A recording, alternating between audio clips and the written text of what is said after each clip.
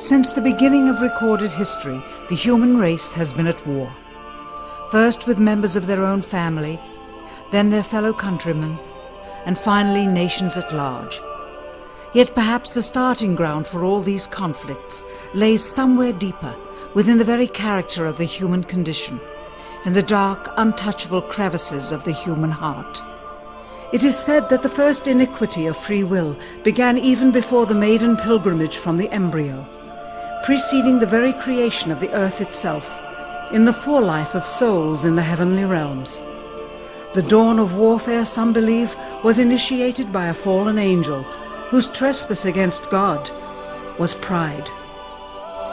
In ancient Babylonia, in an age so long ago that the exact millennium remains in question, the Tower of Babel began construction. It was to be the single greatest achievement of the human race.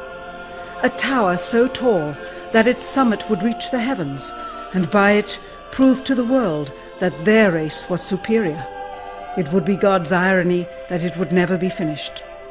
Time passed, nations fell, a machine age emerged, and once again the ingenuity of the species which held dominion over all others unveiled what was at the time the most monumental accomplishment ever imagined, the largest machine yet constructed. An automation so mammoth and so revered, even before its first demonstration, that its only befitting name was Titanic.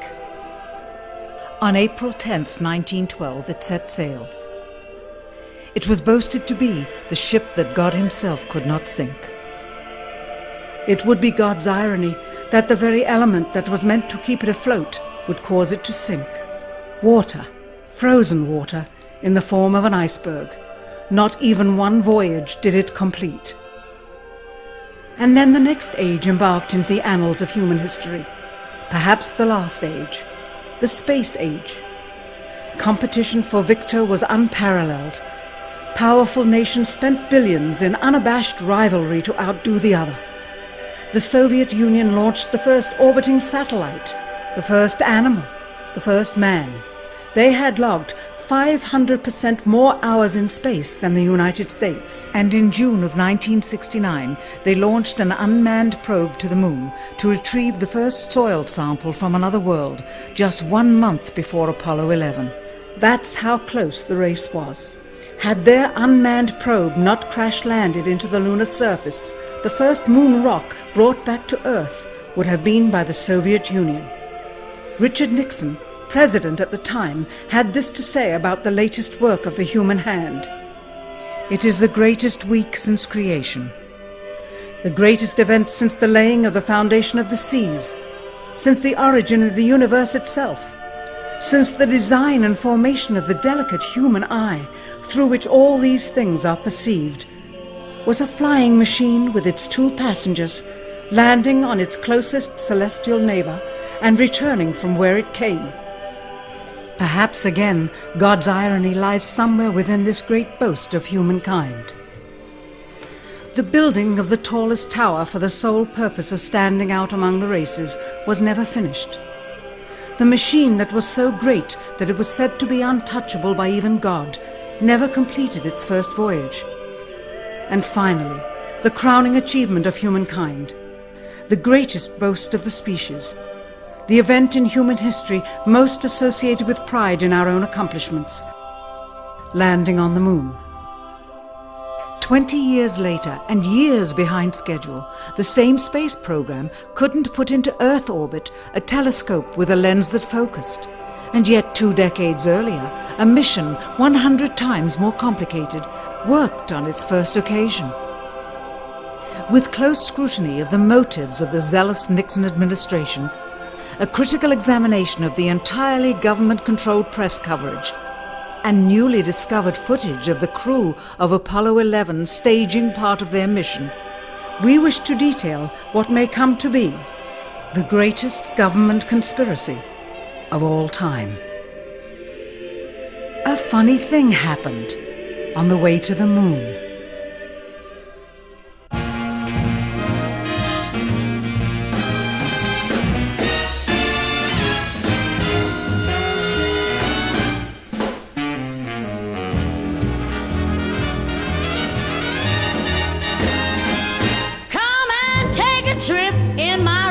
it. We'll have a lovely afternoon, kiss the world goodbye, and away we'll fly. Destination moon.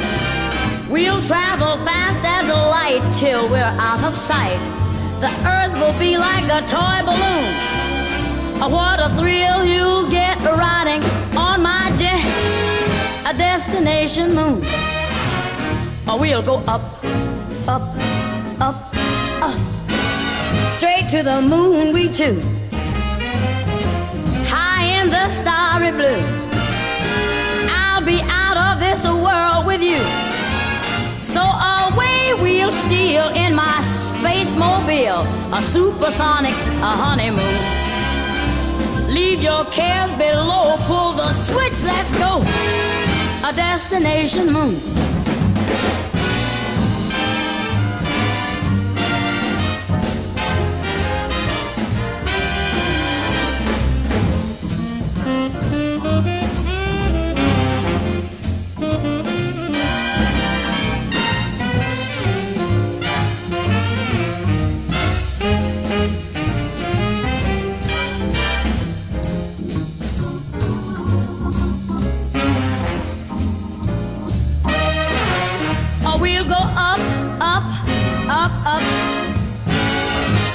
To the moon we two. We'll be high in the starry blue. I'll be out of this world with you. So away we'll steal in my jet mobile, a supersonic, a honeymoon. Leave your cares below, pull that switch, let's go. Destination. We're flying high up in the sky. Destination, destination moon.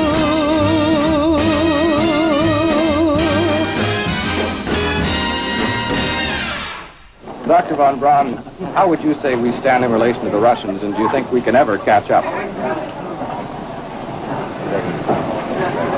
I'm convinced that in the space field, the Russians are ahead of us, particularly in large weightlifting capability. And that at the moment, the problem is not so much to catch up, but first build up the working speed that they have already demonstrated. After we are running as fast as they do, there's still a considerable gap to close, and only the future will tell whether we'll manage to close that gap. We cannot and will not ever get into this race as we should, so long as all of our objectives are short-term objectives.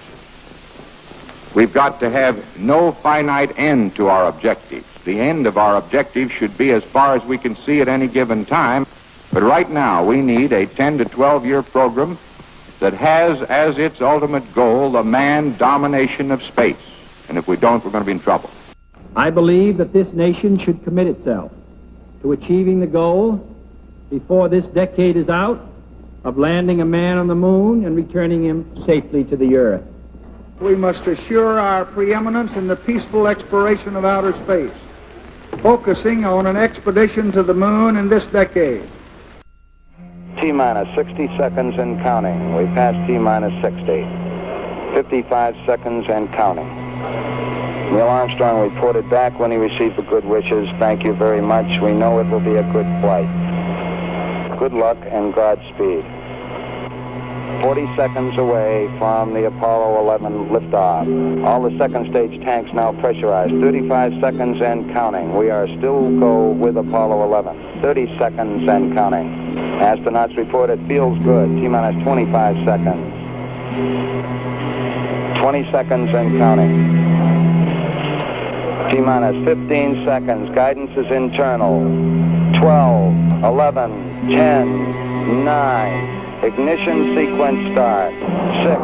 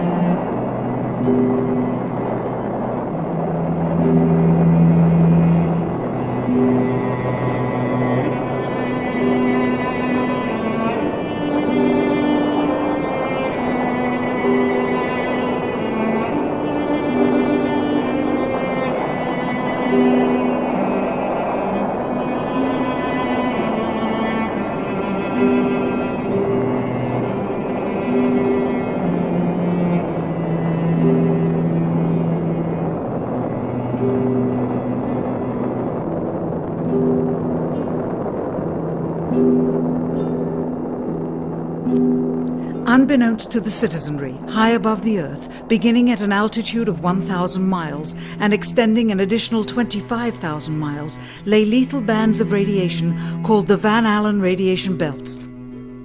Every space mission in history with humans on board, from both the United States and Soviet Union, from the first in 1961 to the present, has been well below this deadly radiation field. Mercury, Gemini, Soyuz, Skylab, the Space Shuttle, all maintained altitudes well below 1,000 miles.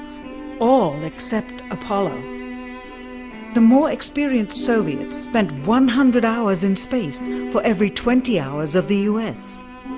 In order to survive the hour-and-a-half journey through this radiation field necessary to reach the moon and return, solid lead shielding between the astronauts and the exposure outside would be required. The mammoth Saturn V rocket used by Apollo was already 35 stories tall and weighed as much as a battleship. To add additional tonnage in the form of a lead barrier completely surrounding the crew members would have made it impossible for the vehicle to get off the ground. That is why the Soviets, though more advanced, only sent an unmanned probe to the moon. The Apollo spacecraft's narrowest shielding was less than 1/8 of an inch of light aluminum. In 1998, the Space Shuttle flew to an altitude of 350 miles, one of its highest altitudes ever, hundreds of miles below the beginning of a field of radiation that was so severe that the astronauts inside of their shielded spacecraft and inside of their shielded spacesuits saw flashes of light with their eyes shut that they described as shooting stars, due to radiation penetrating first the shuttle's shielding, then their spacesuit shielding, then their skulls, and finally the retinas of their closed eyes. As a result, CNN issued the following report noting NASA's unpredicted surprise. The radiation belts surrounding Earth may be more dangerous for spacewalking astronauts than previously believed. Scientists say the phenomena known as the Van Allen belts can spawn killer electrons when the Earth's magnetic field changes. These electrons that are being studied could have an important effect, not only on satellites, which has happened in the past, but could also affect the astronauts by creating large doses of radiation that could influence their health. The electrons can penetrate through various materials, including spacesuits, and can pass through, in fact, the walls of the space station, and can create high charges deep inside of these objects. President Kennedy, a man of political, not scientific background, set the irrevocable goal of landing a man on the moon by the end of the 1960s, just days after America's first astronaut had spent a mere 16 minutes in space, not even achieving a single orbit around the Earth. We choose to go to the moon in this decade and do the other things, not because they are easy, but because they are hard. We take an additional risk by making it in full view of the world. But as shown by the feat of astronaut Shepard, this very risk enhances our stature when we are successful. The technology necessary to launch the massive Saturn V rocket and an intercontinental ballistic missile is 95% similar. When the Soviet Union launched mankind's first satellite, Sputnik, in 1957, there was grave concern that they had mastered space ahead of the United States and might use this advantage to launch a first nuclear strike from an orbit high above North America. When they also put the first animal in space, then the first man in space, then achieved the first spacewalk, the first crew of 3, and the first ever of 2 simultaneously orbiting spacecrafts, Concern turned to fear and then horror as America watched their communist enemy achieve all these firsts with no hope in sight of ever catching up. President, a member of Congress said today that he was tired of seeing the United States second to Russia in the space field. I suppose he speaks for a lot of others. What is the prospect that we will catch up with Russia and perhaps surpass Russia in this field? However tired anybody may be, and no one is more tired than I am, it is a fact that it's going to take some time, and I think we have to recognize it. They secured these large boosters, which have led to their being first in Sputnik and led to their first putting their man in space. We are, I hope, going to be able to carry out our efforts with due regard to the problem of the life of the man involved this year. But we are behind. If it was impossible to better the Soviets in the space race, which was really a race of technological armaments, what could be done? How could America offset the threat of superior weaponry? Throughout the history of rivalry and war, astute generals of lesser armies than their counterparts have used deceit and misinformation as a method to achieve victory. In World War II, for example, columns of inflatable tanks were placed at locations afar from Normandy to draw German forces away from the real location of invasion.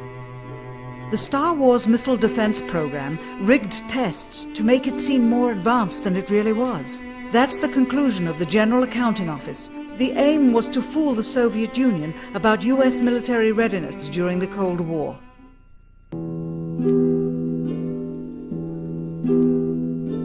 Certainly, it was not possible to fool just the Soviets about US strategic capability in the 1960s, while somehow informing 200 million Americans of the truth secretly.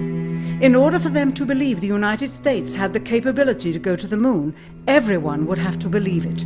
Furthermore, the pride of a nation was at stake, and the goal of a martyr, not to mention the growing unrest domestically of a government throwing tens of thousands of lives away in a foreign war riddled with contradiction and ambiguity. In addition, the Apollo program had already spent billions of dollars.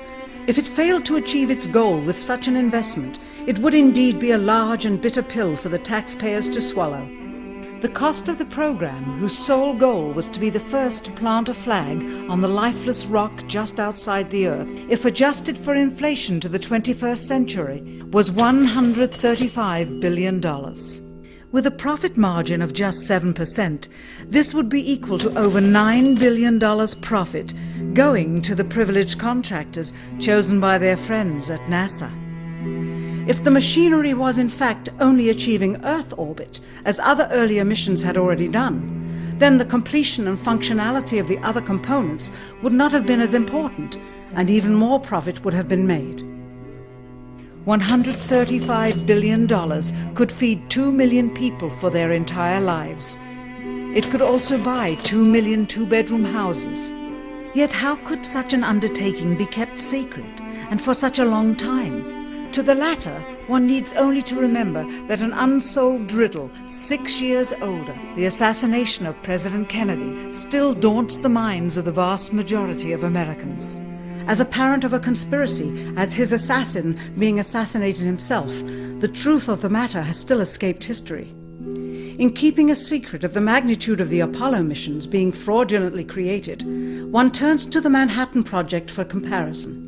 Surreptitiously building the first nuclear bomb during the early to mid-1940s involved 129,500 people over a 3-year period. Yet the secret did not get out. A quarter century later, the art and technology of espionage inevitably improved, narrowing dramatically the number of players in the know of a large clandestine operation. Just 1 year before the first mission to the moon, NASA launched the Tetra satellite, specifically designed to simulate flight data coming from the moon, so that the ground crews could rehearse the landing, much as the astronauts did in their own simulations. Had it not supposedly fallen back to Earth, all that would have been needed during the actual flight would be a repeat of one of these computer programs, with a few original variations, transmitted to the satellite for rebroadcast to Houston. scores of computers and their deceived operators on the ground would then receive prearranged information, including the alleged location, altitude and fuel consumption of the spacecraft, as if it were descending to the moon's surface. If the Soviets tried to find the actual location of an Apollo crew in the hundreds of thousands of miles surrounding the Earth and the Moon, it would be tantamount to trying to find a rowboat in the Atlantic Ocean. The fact that the Apollo program was so departmentalized, with various construction and test sites around the country, meant that only a few people saw the whole picture. And for the first time ever, there was no independent press coverage of such an historical event. Whatever pictures and sound were distributed to the public were strictly controlled and previewed by the federal government. They were then disseminated unchecked until this hour. For who would realize that the unthinkable was not only possible, but absolutely true?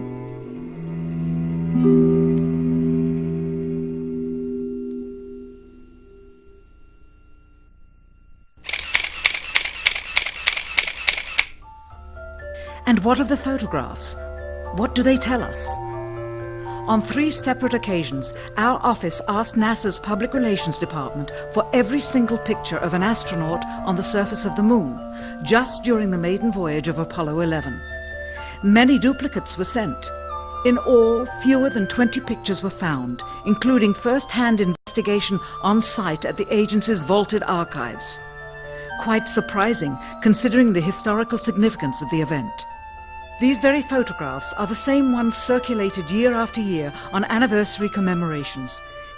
It is estimated that in just the first 60 minutes on the Moon, motivated by the tenuous nature of the circumstances, many more exposures could have been expediently taken. Also surprising is the scarcity of photographs of the mission's chief pioneer, Neil Armstrong. The greatest achievement in human history, and of the man whose first step echoed around the world, dawning a new age of scientific enlightenment, there is only one full-body picture of him on the Moon, besides this ghostly reflection. This one, taken by an automatic camera mounted on the side of the lunar module. Perhaps he feared liability, should the whole conundrum later become unraveled. Perhaps he has forgotten that he attested to the authenticity of the event with his signature on this plaque engraved by the federal government. In fact, in the more than 30 years since the event, aside from NASA's initial press conference and the occasional brief anniversary remarks where few questions were permitted, he has never given one on-camera interview to anyone, ever. From an analytical standpoint, photographic anomalies have to be sought out with an understanding of lighting and shadows. The most straightforward is simple.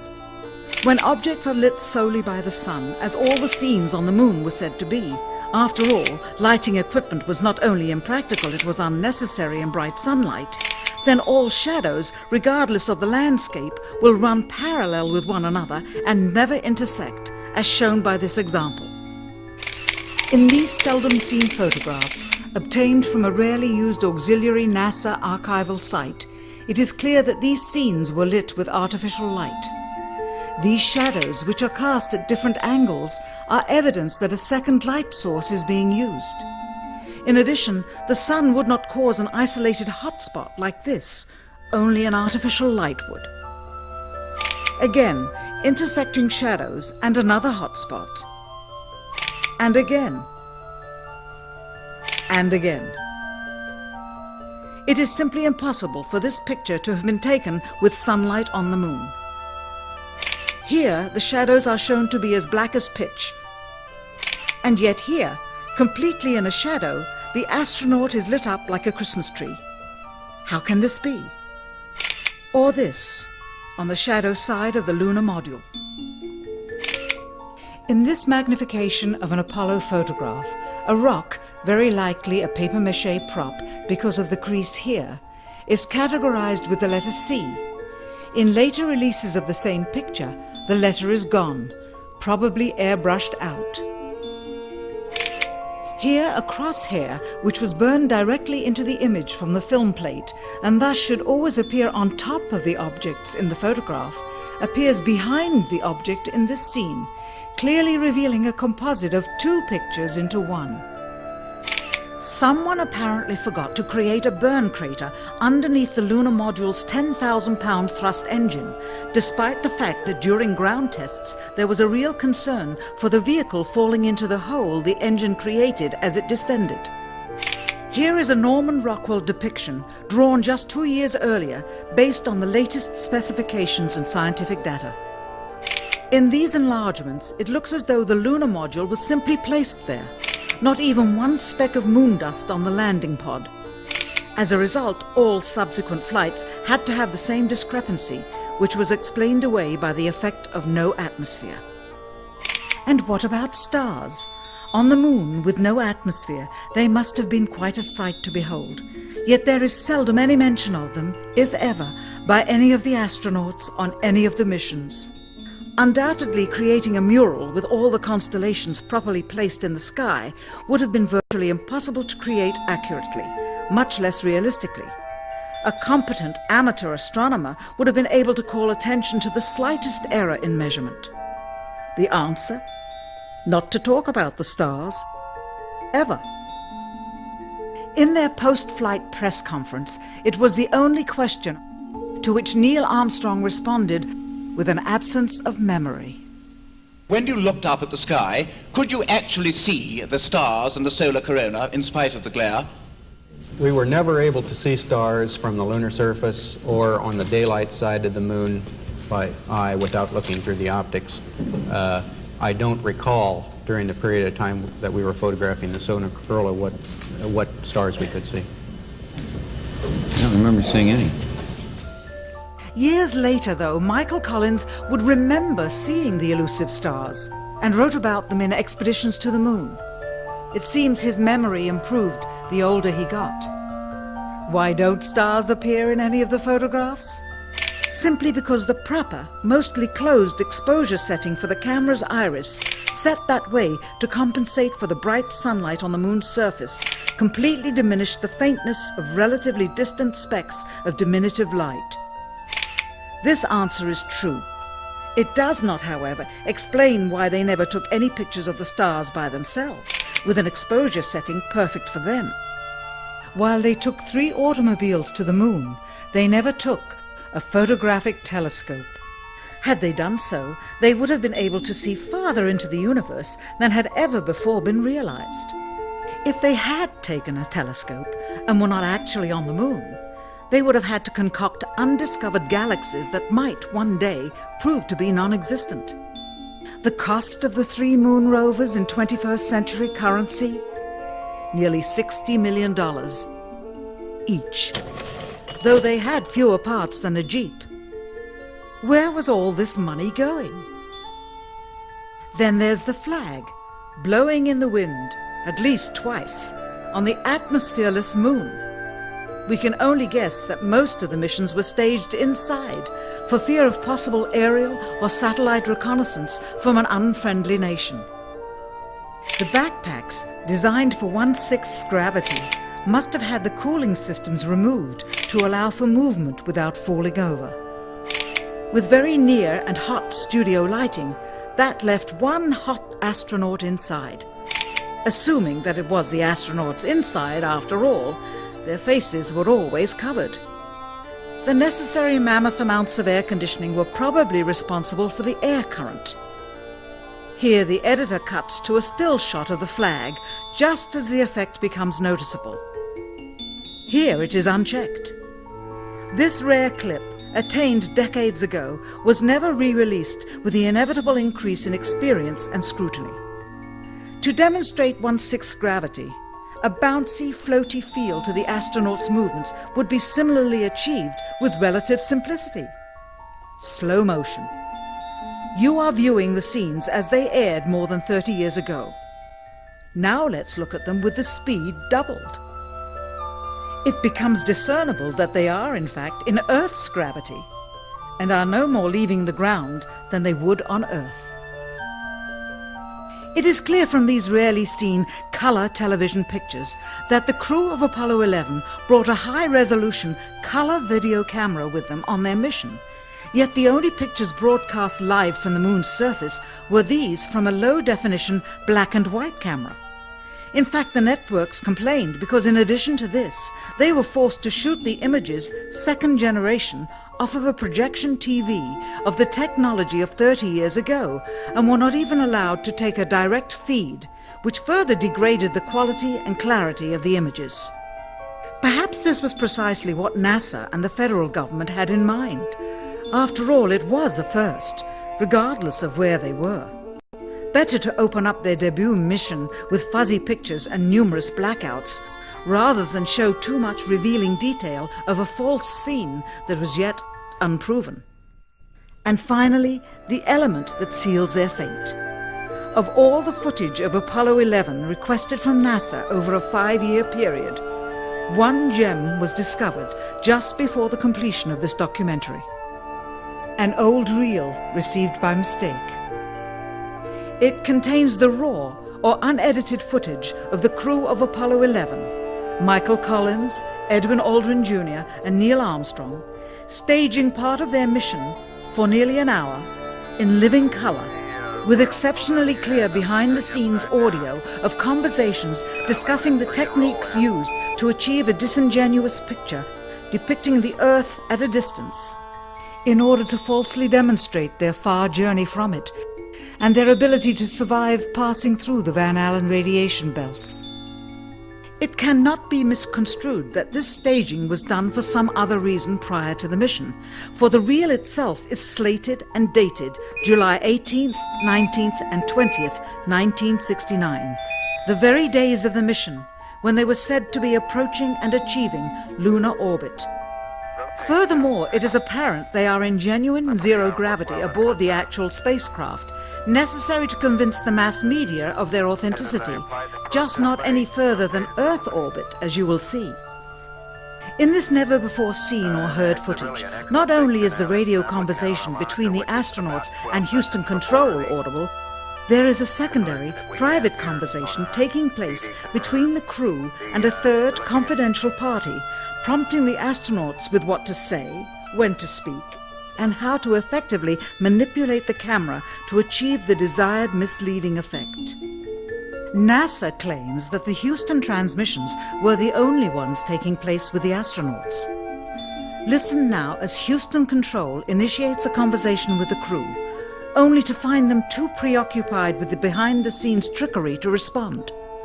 Moments pass and the oversight is picked up on by the clandestine third party, who quickly prompts them with talk. Immediately, Neil Armstrong speaks. Hello, Apollo 11. Houston, Goldstone says that the TV looks great. Over.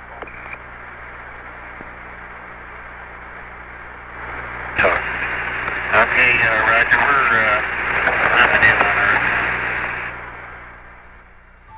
Again, the illusion they are attempting to create is the Earth at a distance to demonstrate their far journey from it and their ability to survive passing through the Van Allen radiation belts.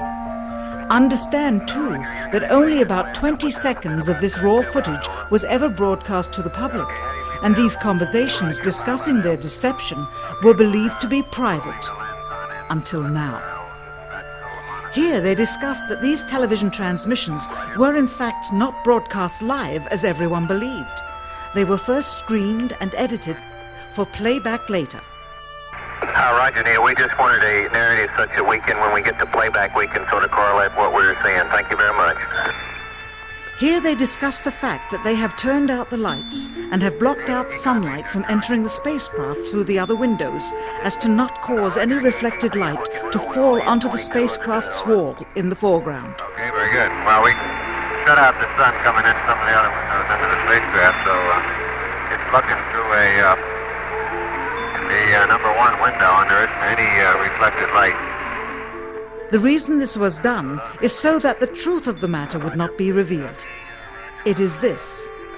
Though the federal government would have you believe that this is a view of Earth from a distance out of the spacecraft's window as it nears the moon, it is not. What they have ingeniously done is placed the camera at the back of the spacecraft and centered the lens on a circular window in the foreground, outside of which it is completely filled with the Earth in low orbit. The circumference of the window then appears to be the diameter of the Earth at a distance, with the darkened walls of the spacecraft appearing to be the blackness of space around it. That is why they wanted the interior dark and blocked out the sun from entering through the other windows. Here you can see the extruded window, probably 2 inches thick at the bottom. This is because the Earth's shine is coming in at a downward angle. It also causes the Earth to appear to be an irregularly shaped circle, for you are seeing the outside of the window at the bottom and the inside of the window at the top, which together form 2 different sized halves of a circle. Subsequently, this take was never used.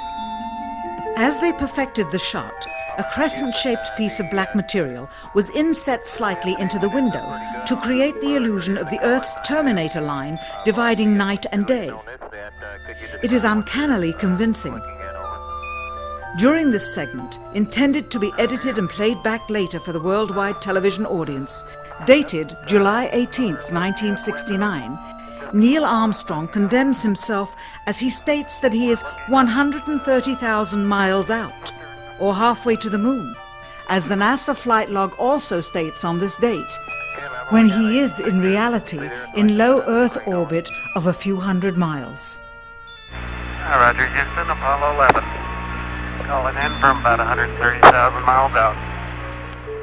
Here, during another segment, also intended to air after review, Neil Armstrong falsely explains to the viewers how the shot is attained by putting the camera's lens to the window's glass, as it would have to be if they were the claimed distance away from the Earth.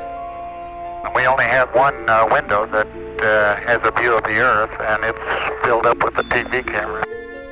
If the window was completely filled up with a TV camera, as he stated, then an astronaut's arm would not be able to get between the camera and the window, as it obviously does here in this outtake. South America becomes invisible just off beyond the Terminator or inside the shadow. You can also notice how the astronaut operating the camera reacted to the mistake by attempting to pan away from it. Blue gas, see white bands of major cloud formations across the Earth.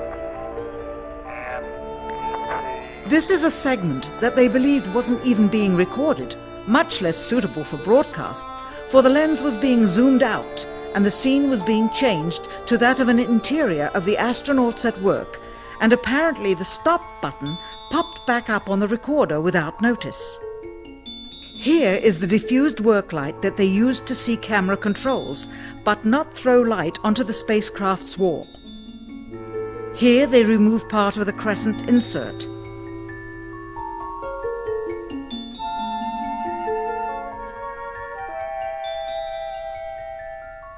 Finally, the iris is opened up and you can see the real location of the camera and the very bright and near Earth out the window. Here is the slate for the 19th of July, and the same shot of trickery on the 19th of July, and then the 20th, and the same misleading shot on the 20th. Later that evening, they were said to be walking on the moon. How can this be when they were in Earth orbit only 9 hours earlier, and the moon is some 3 days' journey away? Furthermore, if they genuinely went to the moon, why would they be faking any part of it? Why this trickery with the window? By faking being halfway to the moon, it becomes apparent that they did so because they could not even go halfway. It thus confirms that the stumbling block to their success was the lethal radiation of the Van Allen radiation belts. Since the same equipment was used on the subsequent missions in the 40 months that followed, none of them could have gone to the moon. They only increased their proficiency at staging them.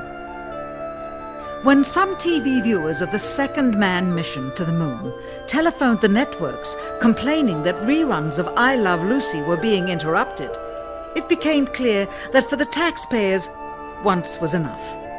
But it wasn't enough for the government and contractors. Billions of dollars of pure profit went with each return. How coincidental that the following mission would have the element of life and death jeopardy. Apollo 13. Now the public would take going to the moon more seriously and be reconnected with the drama. We now realize that perhaps the reason Neil Armstrong has never given an on-camera interview is because he doesn't want to lie anymore. What threats may have been made upon such honorable men or their families to possess their reluctant cooperation and later ill feelings towards perpetuating this still darkened hour in American history? NASA's highest-ranking official, James Webb, resigned without explanation just days before the first Apollo mission. Why, when he was on the threshold of achieving the greatest accomplishment of his career? All 3 Apollo 11 astronauts also resigned shortly after their return.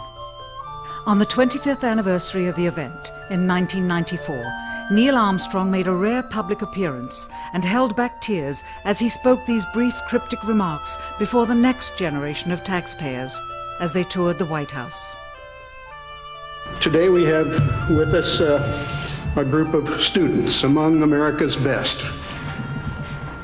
To you we say, we have only completed a beginning. We leave you much that is undone. There are great ideas undiscovered, breakthroughs available to those who can remove one of truth's protective layers. He is that layer. Perhaps someday soon, with the uncovering of this footage and its meaning, the true patriots of America will rise up or come forward and free the citizens and themselves from the sin that so easily entangles and from a federal government that needs to have the gangrene cut off. Even if the government's destruction would come from the truth, then it is not worthy to stand, and its betterment would inevitably follow. All of us are mortal. All of us will die. Perhaps the seeking of a clear conscience before that hour will motivate the truth into the light. Perhaps as citizens we should offer amnesty for this and other crimes of history, for facts from those involved, before the truth perishes with them. Why must we wait until the year 2017 to open the Kennedy assassination files? Perhaps they will not even be opened then, for the law that reluctantly stipulates their release says so with this clause, quote, with the exception of documents certified for continued postponement by the President. Whoever believes the citizens to be too immature for the truth are too immature for power. The truth will always set us free.